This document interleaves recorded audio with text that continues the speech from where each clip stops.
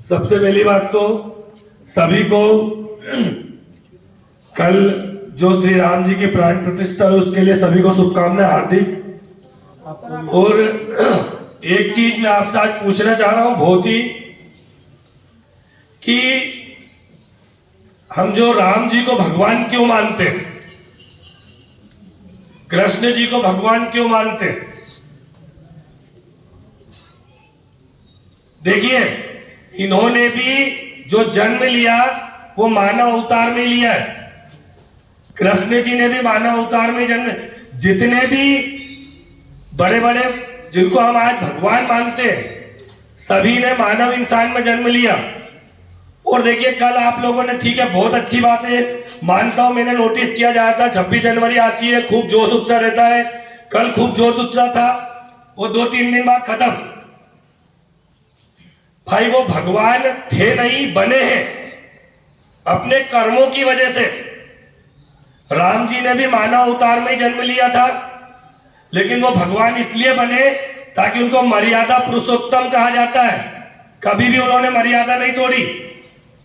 भगवान राम का चरित्र हमको सिखाता है भगवान इंसान ही बनता है।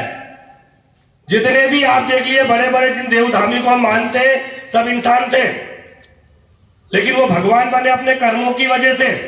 भगवान राम ने अपने जीवन में कभी ऐसा काम नहीं किया कि हमको उनको अपनाना ना पड़े। उन्होंने भी एक राजा के यहाँ जन्म लिया, महाराणा प्रताप को हम आज मानते हैं। क्यों मानते हैं? वो भी भगवान से कम नहीं है। जो व्यक्ति देश के काम आया, जिसने अच्छा काम किया, जिसके चरित्र पर आप चल सकते हो, वो भगवान है। भगवान कृष्ण को बाद में बने, उनके माता पिता तक को नहीं पता कि कृष्ण जी भगवान है। राम जी के माता पिता को नहीं पता था कि ये भगवान है।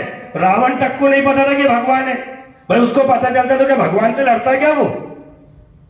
तो जो बेटा, मेरा आप लोगों से एक ही निवेदन है कि संसार में ऐसे कर्म करो, ऐसी शिक्षा हासिल करो, नियम पे चलो, माता पिता का सम्मान करना ही सब चीज प्राप्त करना है। जिस व्यक्ति ने अपने माता पिता का सम्मान कर लिया, चरण स्पर्श कर लिया, मैं लिख के दे रहा हूं, उसको किसी मंदिर वगैरह में जाने की जरूरत नहीं है।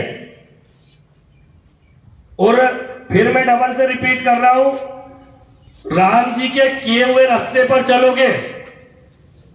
राम जी किसी धर्म को नहीं मानते थे। राम जी का एक उद्देश्य था, अच्छे कर्म करो, परिवार को लिए सब कुछ करो। परिवार के लिए उन्होंने, ताकि मेरे परिवार में दिक्कत नहीं हो, 14 साल का वनवास चले गए केवल परिवार की खुशी के लिए। यदि वो भगवान होते तो रावण को तो 1 मिनट में निपटा लेते। 14 साल का ढोंग क्यों किया? ये ढोंग नहीं था, इसमें भी बहुत सारी लीलाएं थी। हम लोगों को बहुत सारी चीजें सिखाना था उनका उद्देश्य, कि किस तरीके से मनुष्य के जीवन में अड़चने आती है, उसका सामना हम कर सकते हैं। तो बेटा, मेरा आप लोगों से निवेदन है, अच्छे कार्य करिए, बड़ों की इज्जत करिए। मैं कहता हूं, आप अच्छी बात है मंदिर जाते हैं, मस्जिद जाते हैं, वो भी एक जीवन का एक हिस्सा है। लेकिन आप एक बात बताइए, बड़ा झंडा टांग टांग के निकल रहे हैं, सब निकल रहे, बहन को बहन नहीं मान रहे, माँ को माँ नहीं मान रहे, मन में कपट भरा है, तो ये चीजें तो शोभा नहीं देती यार। देखिए, यदि आपको सबसे मेन चीज यदि सीखना है तो राम भगवान के चरित्र को सीखो। आप उनने अपने जीवन में क्या किया, इन चीजों को देखो, अच्छे रास्ते पर चलो, झूठ मत बोलो, किसी की निंदा मत करो, पाप हो रहा तो उसका सामना करो, नहीं तो वहां से निकल लो, देखो मत उसको। यदि इन चीजों को आपने जीवन में उतार लिया, और फिर मैं कह रहा हूं कि कर्म सबसे बड़ी पूजा है। जो व्यक्ति ईमानदारी से कर्म करेगा, मैं कह रहा हूं वो जीवन में कभी पीछे नहीं आएगा। तो मेरा आप लोगों से निवेदन है कि अच्छे आपका कर्म पढ़ाई करना है, आप उसको ईमानदारी से करो, भगवान अपने आप आपको मिल जाएंगे।